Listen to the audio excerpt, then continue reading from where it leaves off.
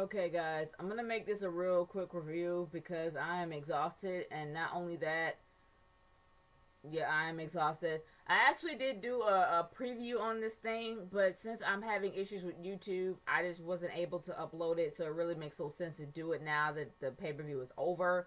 But I'm gonna be really quick about some of these matches and actually go into my personal main event of the night. Now, the WWE Championship match with Orton versus Bryan. Honestly, it was kind of a. I mean, it was kind of a somewhat predictable ending, but it was still a good ending at that. Like, but the match itself was just been done before, and you really couldn't be hyped up about it because you know these guys are really good in the ring. So it wasn't really all that great to look forward to because you kind of knew that these guys really do put on a good show. So I'm like, okay, next. But seeing the Big Show come out there and completely go postal on everybody does kind of tie in well with what's going to happen on Raw, especially when Brad Maddox was running the show, which was a big shocker. You would think that the guys, the corporate guys, would really want to be there to see exactly what was going on and to see exactly if everything was going to go well. But they leave it to Brad Maddox, and they just completely leave the pay per view, which shows you how much they care about the pay per view. But let's move on. I honestly did not have a chance to actually see the kickoff because I could not get a signal at all for YouTube. I don't know what was going on. I could not get the live feed. And that didn't only happen on YouTube. That actually happened on the pay-per-view. The pay-per-view absolutely cut out for a good 30 minutes. And I'm like, okay, did I lose my signal? But no, they ran out of power there. Something happened. The power went out. But I don't know. Maybe there's a storm going on up there. I have no idea. But the power went out for a good 30 minutes and kind of knocked you. It kind of cuts you off from the whole thing because usually it'd be like one match after one match after one match. You kind of mostly tied in and you don't feel disconnected. But when they actually lost power for the main event match, you kind of became a little bit disconnected and you were like, oh, okay, just what happened here? It's not part of the show. But I guess that happens.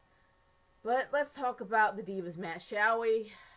Okay, Brie Bella versus AJ Lee for the Divas title. Now, when you don't see AJ Lee pull out the Black Widow, that shows you that she really doesn't respect you much as a competitor. If she uses the roll up on you, yeah. Like, she pulled out the Black Widow in every single title move.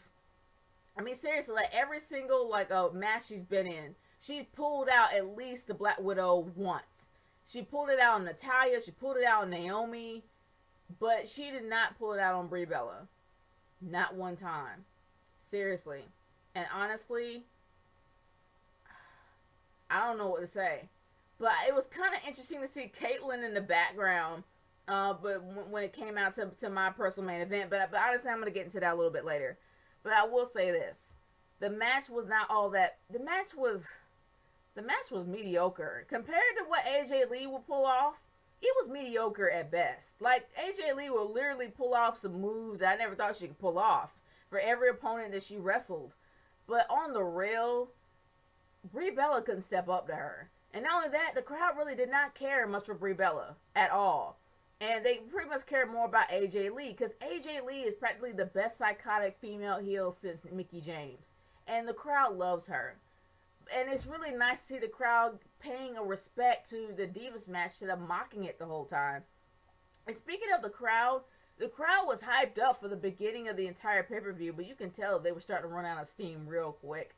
And they were kind of getting bored, coming up with random chants. They only cared about a few matches, but they were just bored.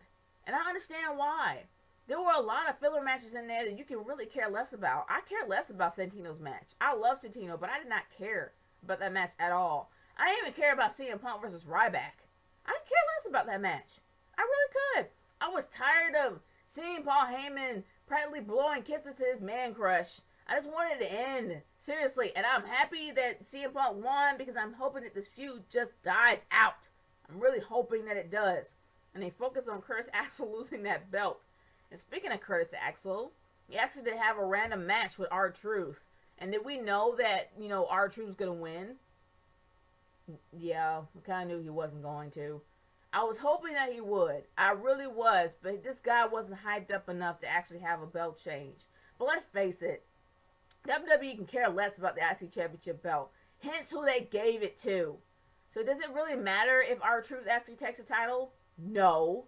It doesn't at all. So they should have gave him the belt. But unfortunately he didn't get it. Now the forgettable one actually has that belt on his shoulder like a freaking toy. But let's move on from there.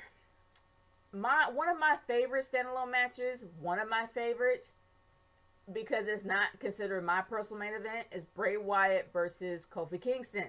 Because Bray Wyatt brings out the psychotic. Actually, no, he brings out the crazy in every match that he's in. He's probably the best psychotic male heel in a while. I don't think there ever has been a psychotic male heel character in the WWE. Not one that I consider to be that psychotic, that mentally out there. I mean, there's probably a few, but they pale in comparison to Bray Wyatt. When he pulled off a Valdo, somebody that big, that burly, pulled off a Valdo, and for those that have played Soul Calibur and played Valdo, you know what I'm talking about. When he literally did the spider walk. Like, he literally spider walked up to Kofi Kingston and scared the crap out of him. I loved it. That was my highlight of the night. Seeing this big burly man pulled off a Valdo and just crawling backwards up to Kofi Kingston like he was just crazy. And it's just, like, seriously, it looked like something out of a horror movie. I loved it. I really did. He brings out the crazy in every match he's in. And I can't stop gushing enough about Bray Wyatt. But my personal main event of the night was Cody Rhodes and Goldust versus The Shield. That was the most emotionally satisfying match I have ever seen in my life. And Battleground did not have a lot of build for any of their feuds. But I will say this, even though this feud has a mediocre build, it had more heart in it than any other match on the pay-per-view. And I loved every bit of it. I really did. I enjoyed myself highly when I actually did see them all hugging in the ring for the outcome of the match. The match itself was absolutely wonderful. It was awesome to see the Bizarre One out there literally beating the crap out of people and giving it his all. And seeing him and his brother literally fight together when they've been at odds for so long. And the outcome, when you actually saw American Dream taking off his belt, ready to give dude a whooping, he literally beat the crap out of Dean Ambrose. And I love Dean Ambrose, but for him actually taking a beating from the American Dream was even better for me. And seeing them all in the ring hugging it out after such a emotionally charged match really does show me how much heart they put into this match. And not only that, how much respect they have from the back. When you see not only the mid-card, you see Finley and Erwin R. Shyster, and I think Arn Anderson was there. Just to see the legends in the back watching this match, coming out to congratulate them when they won, I think was even better. That was even better icing on the cake for me. Like, seriously, I enjoyed it highly. But man, the other matches were just kind of like filler in my humble opinion. I really didn't care much about them. And even though that the outcome of the main event had Big Show completely going postal on everybody, I still didn't care much about it. I really didn't care much about that match at all. And especially Del Rio's. He's still a mediocre champion and he still has a title. Yay. But overall, guys, I will say this. Battleground is not a good name for this pay-per-view, but I'm happy to be wrong to say that this was not a bad one. This was not a bad pay-per-view at all. I really did enjoy myself watching my personal main event of the night. There was a few highlights in some of the matches that I actually did watch, but I will say it was quite enjoyable. But honestly, they should not call it Battleground. But I want to hear y'all's thoughts on this pay-per-view. Leave a comment in the comment section below or send me a video response on what you would name this pay-per-view. Actually, this will be a good discussion. What would you call this pay-per-view? Send me your message in the responses below. And guys, I'm heading out because I am tired. Snake Girl 30 signing off. Peace out.